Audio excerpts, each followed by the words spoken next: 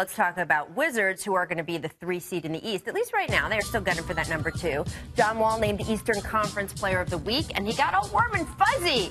He said, quote, "I feel like Brad should have been Player of the Week with me." Oh, so nice. Mark Spears of The Undefeated has a new Q&A out with Wall today, and he gave more context to his relationship with Bradley Beal. On Brad getting that big contract this summer, he said, quote, "Everybody said I tried to play him or something. I was watching his money. I was mad. That wasn't it. All I said was, let him be healthy. Let him earn his money." And on his must-discuss relationship with Bradley Beal overall, John Wall told Mark Spears, quote, "It never was bad, but now we spend more time together off the court. We're just building a bond. We always joke, we have fun, we play cards on the plane with each other. All that stuff equaled up to us making a better bond. We never disliked each other. There are just times on the court where you're going to dislike a player. You want the ball, and they want the ball." So very honest with Mark Spears. I like that. I guess the question for Washington fans, guys, is do you trust this sort of newfound brotherhood that John is talking about? I do. I see these two players. They've been together. They matured together, and they've grown together. And now you're seeing them man up to their situation. They want to win in Washington. They want to be successful. They want to play together. And they're just manning up to their relationship now. It's the old saying, winning is the best deodorant of all. They're winning. It's, they love each other, everything. Well, that's why the question on the bottom is it going to last? Well, because is the winning going to last? That's the question then. Is the winning going to last? It's not about whether they're going to love each other. That's going to last as long as the winning does. Okay, so you think that it's all related? I think, I think that you naturally feel better about people when we're all playing well and we're all winning. Yeah, as soon as adversity hits, that's when that tests the relationship. By the way, I do appreciate that he said, they asked him about the Player of the Week, and instead of saying, no, Brad should have won it, he said, Brad should have won it with me. which is kind of like, instead of him he tried to do the Adele and break off the thing, but instead it came across like Casey Affleck, like, yeah, but it's still mine. I mean, come on. John hasn't won that many. He's not LeBron here, so, he's keeping that. He's on my ballot. Okay, all right. Yeah, we got to talk about Melo, too, because he scored 15 points in the fourth. He led the Knicks to a comeback win. Yes. But let's be honest. Yes. All we really care about is the ensemble he rocked after the game. Little mink action. Internet gave him a platinum package meme treatment. What do you guys think? What's your fave here? Oh, Cameron, yes. Wow. Dipset. You know what's funny? The coat reminds me of Jafi Jafar's coat from Coming to America. Like there's like a lion's mane on that. Look, here's the thing. Do you know what that outfit says to me? He said, Phil, you can try and change this weather and give me a blizzard. I'm not leaving New York. You're going to have to take me. I'm with the producers. I think this was a crime for No. I think it's just a fashion statement. Are you down? Okay. Again, so you're right, Amin. He's not leaving. He's not leaving. He's like, look, I'm here. Give me the player fashion critique here. Is this a yay or nay on Melo fashion? I'll give him a yay on that. You know, with the blizzard in New York this week, hey. Yeah, you're into that? You got to dress warm, Rachel. Remember when Dwayne Wade had the, crazy fur Wookiee look or what? See, that's the Snosberries taste like Snosberries look. That one's not that bad. That one's all right. That's just a hat. This right here, gangster, 20s gangster, Harlem Nights. I don't even know what this is. I don't know. It's kind of cute. Wow. It's a cute dog. What is this? What is that? Where'd y'all find that one? I've never seen that one before. Clearly, it's time for us to take a break. But coming up next, was it cool or sad to hear MVP chants for Russell Westbrook from the crowd in Brooklyn? We will discuss. Do better, Brooklyn.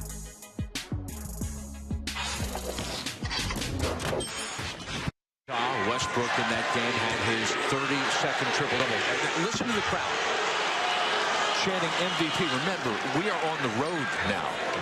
We're a couple thousand miles away from Oklahoma City, and a rousing chant here in the first minute and a half of MVP for Westbrook.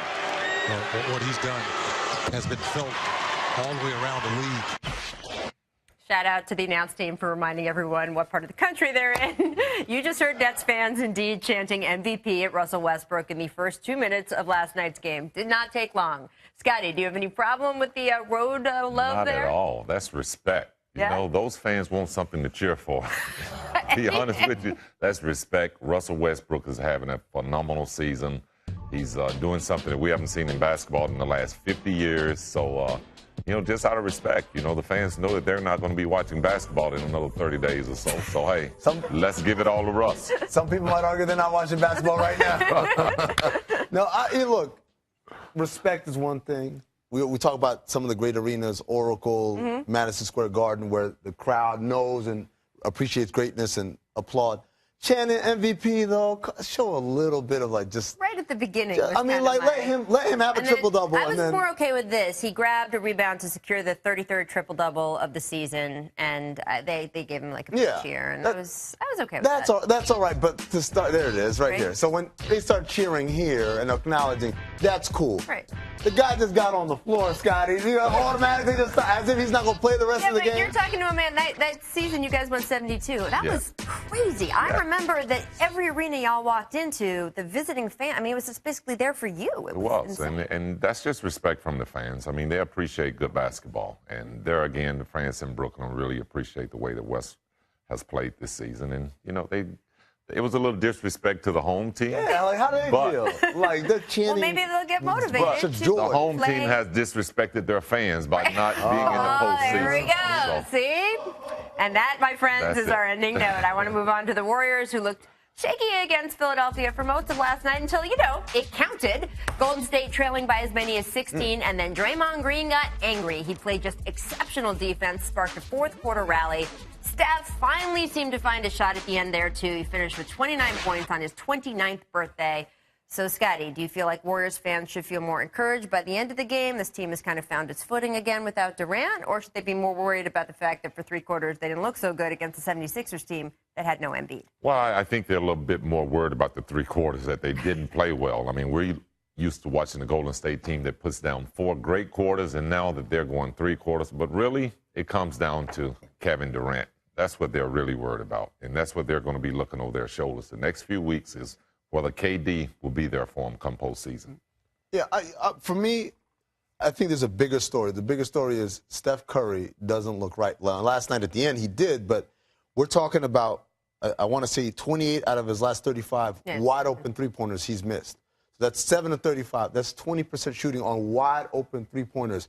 If we were talking about Iman Shumpert like that, we would say, hey, man, you got to make those shots. Those are the wide open ones, let alone the best shooter in the NBA. So Durant being out makes this an issue. If Durant wasn't out, we'd be like, Steph's not there yet, but it's okay because Durant's here. But him being out, now it's a concern. He's got to get on track because ultimately they're going to win. I'm not saying he has to be last year MVP level, but he can't be missing open threes. That's for sure. And it's interesting to see, is this going to be a spark plug to now they're just going to be right for their next few games because they have a nice little homestand here? Or are we going to see more? They're not all going to be the Sixers without Embiid. So, there's going to be some teams coming in here that are going to give them a rougher time. And as we're going to talk about here, seeding is an issue. They have lost a tiebreaker to the Spurs. They still have one more game against the Spurs to go. And we have to get to the fact that LaMarcus Aldridge, news came this morning, he has been cleared to resume all basketball-related activities. You may remember Aldridge initially declared out indefinitely with a minor heart condition. He missed 2 games, but now he is back. Greg Popovich said this morning he's going to be available tonight against the Blazers. No restrictions. So we're talking about jostling for seeding, 1 and the 2. These guys are neck and neck down the stretch here. And obviously, does the Spurs now, if they have Aldridge back, is this enough to beat the Warriors head-to-head? It is. If Durant's not there, if Steph Curry's in his feelings, then yes, it is. I mean, that's just the truth. We always knew that this was a high-caliber team. They have an MVP candidate in Kawhi Leonard. They've got, obviously, the best coach in basketball. So all you need is that that door open. And that door is open with Durant not playing and Curry not playing well. And it is open because Durant is going to be a little rusty coming back. So they got to get that chemistry back. And, again, Steph has to get back to their MVP level before they can consider themselves the top team in the West. On any of your teams, how worried were you about seeding? Because to us on the outside, it just feels like, oh, my God, they got to get that number 1. It's going to make such a difference who they end up playing for those first 2 rounds. I didn't feel it was important in my last 3 championships, but the first 3 championships, definitely I felt that the home court advantage was important. But, That's an amazing sentence. I didn't mean to put all those numbers out there, but realistically, my first couple championships, we needed home court advantage just for confidence. Really? But, this team has already won a championship, so do they really need it? Maybe not, but After going through what happened to them last season, Right. they need home court advantage. That's interesting. Yeah, and I think the Spurs have learned their lesson on home court advantage, too, after what's happened with them the last couple of years. So we'll see. My first 3 championships, it's amazing. Our distant replay today comes from the year 2001 and features the one and only Nick Van Exel. That's all they've told us, though, so we aren't going to be as surprised as you. Take a look. This evening. I've seen it. It's a great Happy to see it again. It's a great play. 360 jumper.